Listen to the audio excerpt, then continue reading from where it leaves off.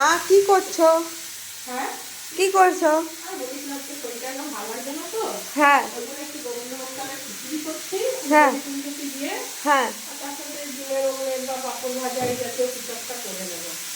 দারুণ মেনু হচ্ছে তো। হ্যাঁ, আর এই দুজন তোমাকে কি করছে, আর হেল্প? বলিস না, এই দুজন বসে আছে যে কখন ওদেরকে খেতে দেবো। হ্যাঁ, পারলে খিচুড়িটা হয় রান্না করেন। এই যে দুজন বসে আছে, পাখাটা দেন আমার। তোমার পাশে এরকম করে বসে থাকলে রান্না কেমন করে করছো? তাহলে আমার পাখাটা দুজন, এই ছোটটা তো সারাক্ষণ আমার পেছনে নিচ্ছে। আর কোকো ছাড়বে না, কোকো এসে বসে আছে।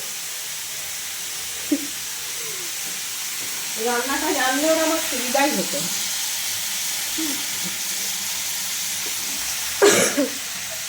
আমার ঠিক আছে না, খিচুড়ি করতে ভালো লাগে না।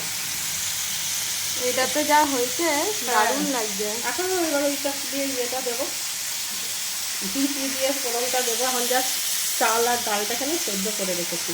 আর এটা এটা এবার সবজিটা দেবো, ঘি দেবো, সব দেবো এর মধ্যে। ঠিক আছে।